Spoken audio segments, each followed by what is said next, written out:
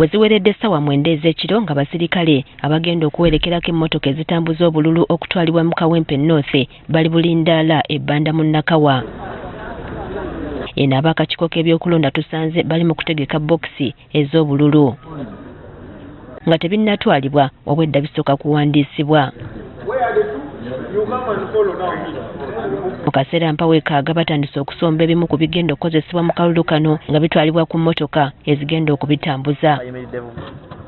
Obwedda buli abafuluma bawerekerwako abasirikale okutuuka ku mmotoka. Nga zikunikiriza okuwera ssaawa 11, mmotoka z'akakiiko k'ebyokulonda zitandise okufuluma okwolekera mu bifo eby'enjawulo ebirondebwamu. Emu ku mmotoka ze tulondodde esimbudde ku ssomero Excel Infant mu Kisenyi mu muluka gwe Waise 1 era bano batandikiddewo okutereeza ekifo kino. Oluvannyuma okulonda kutandise.